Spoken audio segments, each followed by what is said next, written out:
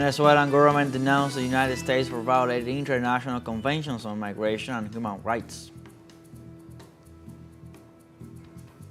In the United States, Donald Trump orders a plan to dismantle the education department while keeping some core functions. And the Israeli forces launched a new attack on southern Lebanon and the Bekaa Valley in eastern Lebanon.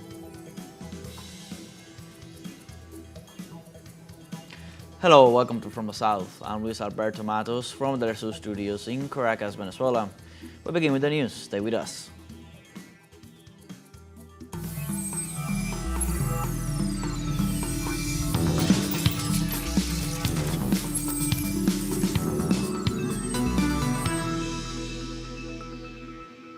The Venezuelan government has denounced the violation of international conventions on migration and human rights by the United States following the kidnapping of Venezuelan migrants in El Salvador.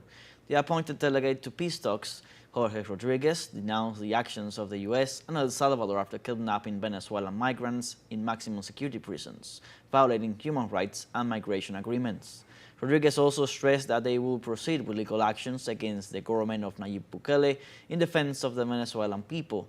At the same time, he expressed his commitment to bring back all Venezuelans who are in the United States, especially the 240 citizens kidnapped in El Salvador.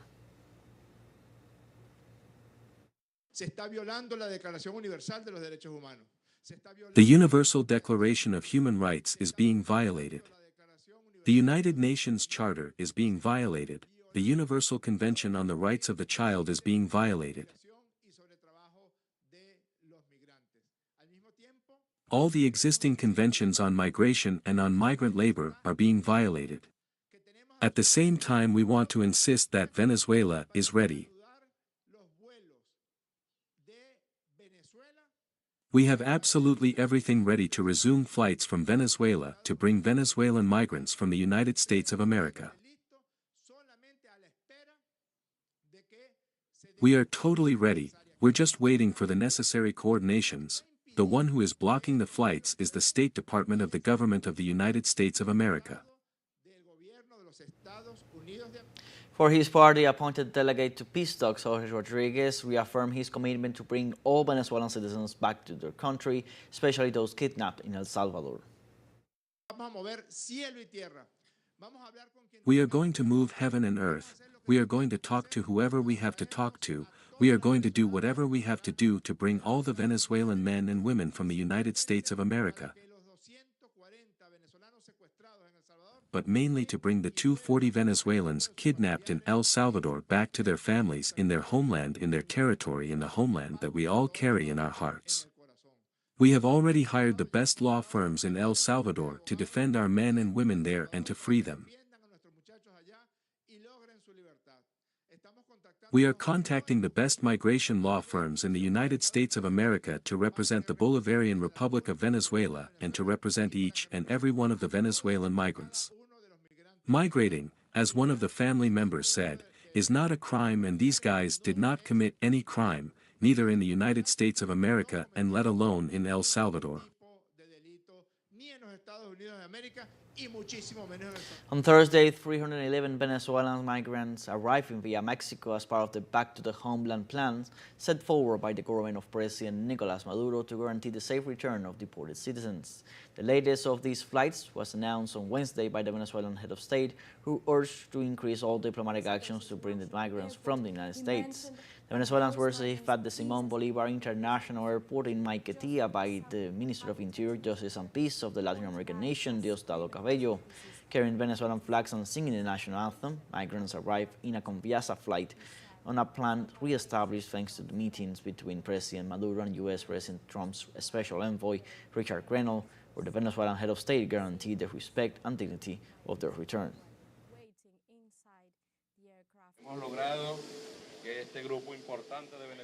We have managed to get this important group of Venezuelans. The actual number is 311. They are arriving here, women, families, men, many children. They are all arriving here today, back to the homeland. The children are back in their homeland. It is a beautiful gesture that we have received from the Mexican government, and we thank them for the attention they have given to the Venezuelans there. And having them here today in our country is a guarantee of peace and tranquility for these families.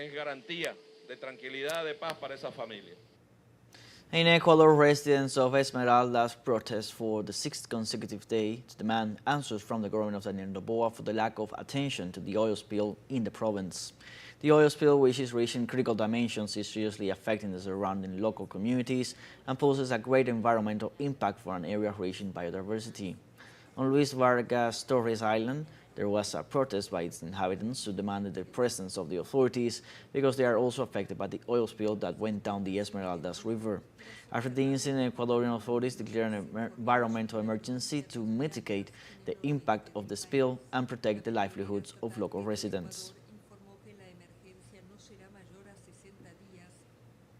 And in this regard, around 200 families have been affected due to the lack of water, and the fishermen have been forced to suspend their activities because of the oil spill. Citizens of Esmeraldas have expressed their outrage, desperation, and concern about the situation in the territory. Hundreds of people are walking long distances carrying jerry cans to fetch water, while health of inhabitants has begun to deteriorate, showing skin irritation and respiratory difficulties. As you can see, the river and the beach are turning black, and in the morning we find dead shrimps and fish.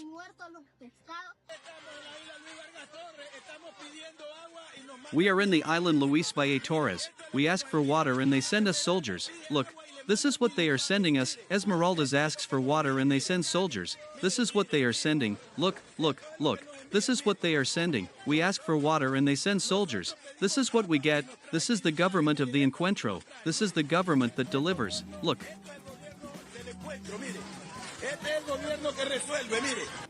Let's now take our first short break. Remember, you can join us on TikTok for all the latest. We'll be right back.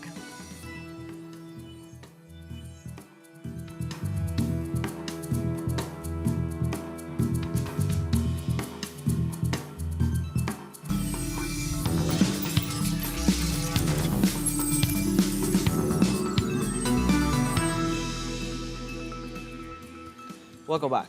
The United States President Donald Trump signed an executive order on Thursday to shut down the Department of Education while keeping some core functions. Trump has derided the Education Department as wasteful and polluted by liberal ideology. However, completing its dismantling is most likely impossible without an act of Congress, which created the department in 1979. The order says the Education Secretary will, to the maximum extent appropriate and permitted by law, take all necessary steps to facilitate the closure of the Department of Education and return authority over education to states and local communities.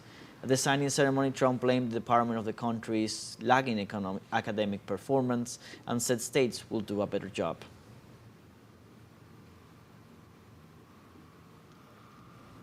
And in Cuba, the fourth edition of the Patria International Colloquium closed on Wednesday in Havana after 3 days of discussions on the role of technologies in counter-hegemonic media. Correspondent Belén Los Santos with all the details. The fourth edition of the Patria International Colloquium came to a close in Havana after fostering 3 days of debate on the impact of technologies in media communications and the role in the construction of counter-hegemonic narratives from the global south. We're seeing a massive lack of information, disinformation, and it's so important that we can unite here to really work on this fight back, the resistance, and to use social media and media communications in general as a crucial tool to really challenge the imperialist narratives that have prevailed for years and years. Hosted by the University of Havana, this year's event gathered more than 400 delegates from 47 countries under the slogan "We are peoples weaving networks," a space for communicators and experts to interact and share their collective experiences through workshops, panels, and conferences, tying the bonds of solidarity and international cooperation.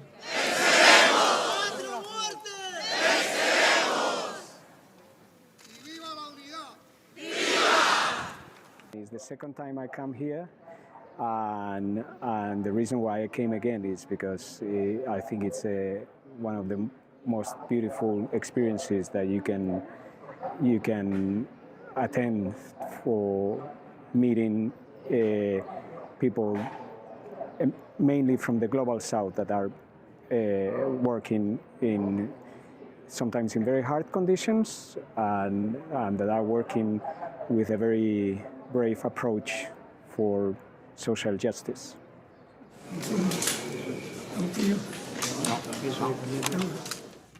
This year's event was dedicated to Latin American multi-platform teleSUR on its 20th anniversary, highlighting the media outlet's trajectory focused on giving voice to the peoples of the Global South in the fight against misinformation. To this purpose, Cuban President Miguel Díaz-Canel visited teleSUR's exhibition at Patria and congratulated the multimedia on its continuous effort to carry on the legacy of the revolutionary leaders of our America.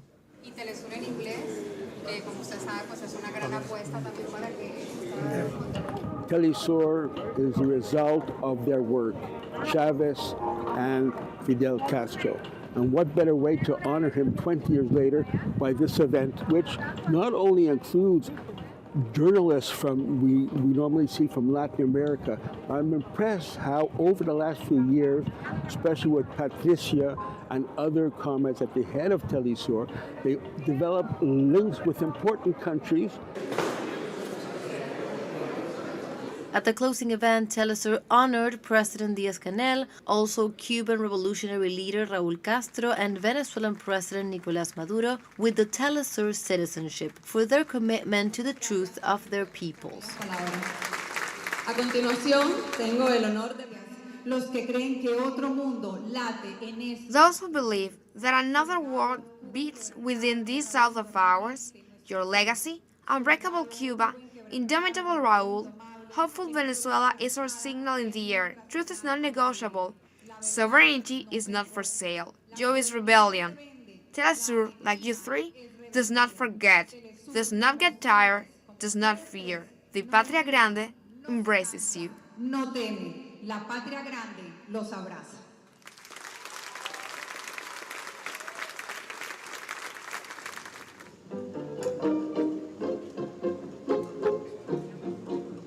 The colloquium closed with a final declaration on the importance of strengthening counter-hegemonic media worldwide, urging media outlets to push for a new technological world order that prioritizes the global well-being above imperialist interests and guarantees universal access to technology. Next year's edition, which will be dedicated to Cuban revolutionary leader Fidel Castro on his 100th anniversary, is called "To Make the Collaborative Process Set in Motion in 2025 a Reality."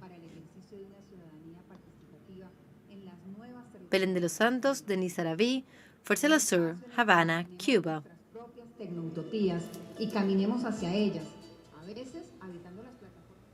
In other news, hundreds of citizens took to the streets in Haiti to demand protection from threats of gun invasion amid escalating violence in the country.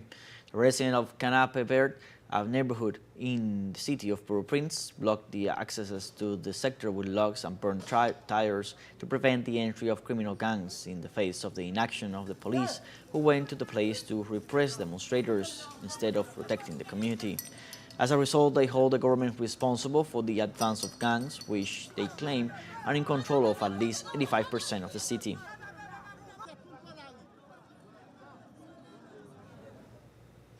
The United Nations Refugee Agency reported the death of 6 migrants after the shipwreck of a boat that left the port of Stax, Tunisia, bound for the Italian island of Lampedusa. In addition, the Italian Coast Guard also reported the disappearance of 40 people, while 10 others were rescued and taken to the Italian island. Eyewitnesses reported the boat started to sink a few hours after leaving the Tunisian port. The operations of search for the missing persons are led by the Palermo Coast Guard with the support of the Italian Armed Forces and aircraft of the European Border and Coast Guard Agency.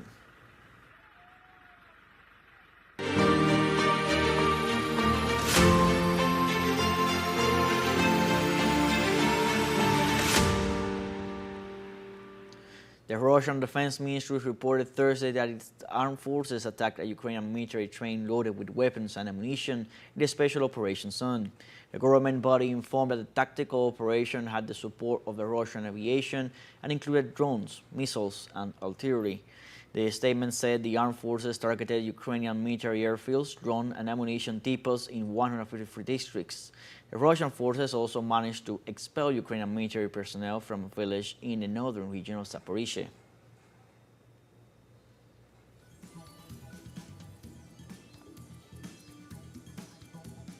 Now we have our second short break coming up. Before we invite you to visit our Facebook page at teleSUR English, there you'll be able to watch our top stories, special live coverage, and much more. Follow our page and activate the notification button to stay up to date on the world's most recent events. Final short break, we'll be right back.